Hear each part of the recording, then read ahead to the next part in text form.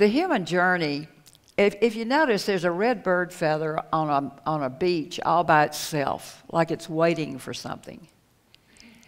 And then in the second book, the first book, I was trying to learn how to get my head above water. And in the second book, I'm swimming like a fish because I chose to do that. You know, we have choices, and at the funeral, I realized that how I handled that loss was going to set my destiny's journey here very profoundly. And I could either be a woman of fear and anger or a woman of faith. And I chose to be a woman of faith. And that has been a much better choice for me all along. So on the second book, you see me walking on the beach with 2 sets of footprints. And John just does an awesome job. We had a lot of adventures together, as you see, and we loved cowboys, and we loved Indian music. And here we had the flute right before I talk, and the beautiful voice, and it just centered me so much. We loved being out west, and we'd always have a picture taken of what we were doing, and so you see there, we were ready for shooting and guns and cowboys. And then this was the last picture I took of her. We hiked the Grand Teton Mountains quite often. And this was in front of a waterfall. That was right before she died. So that's my angel, Joann. Now, how did she come to me?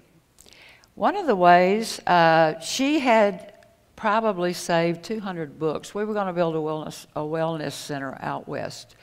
And she had saved 200 books for her patients to take out and read and so forth. And when she died, I donated all of those books in her name to our library, our county library, for people to check out and read. And they were on all kinds of subjects. And so one day, a friend of mine called me at work, and she said, "Janie, you're not going to believe what happened."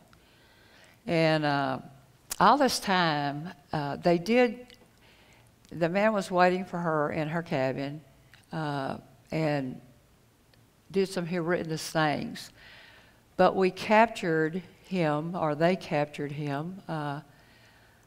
Also, 9/11 played a big part in this experience, because the day that this man was waiting for her in her cabin was the day we bombed after 9/11.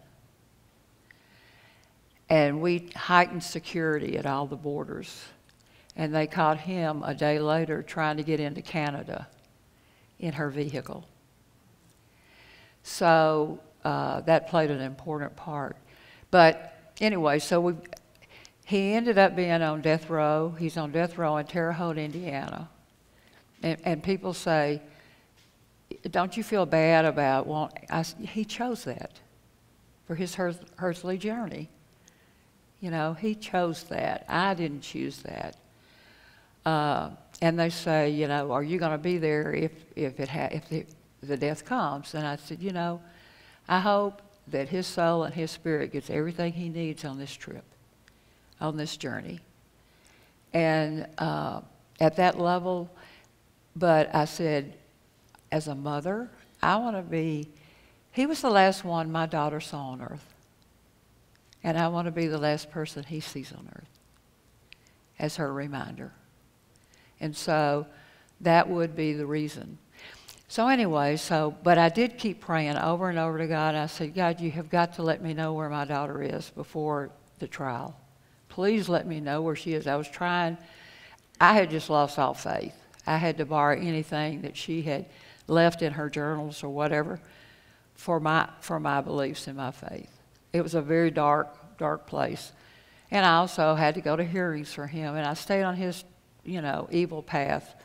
And I would think about walking on his evil path instead of Joann and my hiking up the mountains, So anyway, she called me and she said, "You're not going to believe this, but one of my coworkers was in a department store. And she was standing behind a lady with an angel on her shirt. And she asked the lady, "Where did you get that beautiful shirt with the angels?" And the lady said, "Oh, I paint angels." And so she said, and they talked. She said, well, what are you working on now? And she said, it's the most unbelievable project.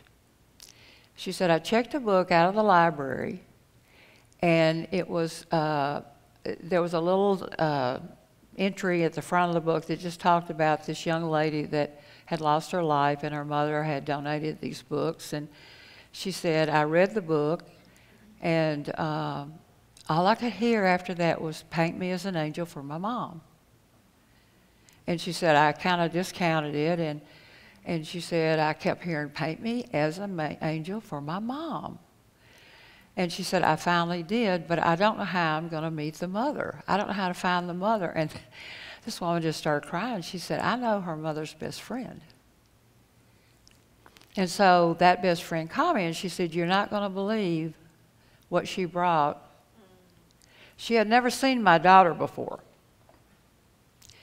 She brought me this. It's 5 feet tall in my home. And I kept asking God, where is my daughter? Well, the artist wrote me a letter, and in it she said, I enjoyed reading some of the excerpts that your daughter had put in the book in her own handwriting. In one of them it said, work with Gabriel. So I thought it was only fitting that I put a banner in front of her that said, working with Gabriel. That's where my daughter was. It was also given to me 1 week before the trial. So how does she communicate with me? In a lot of different ways. And in that one. So I took Joann with me to the trial.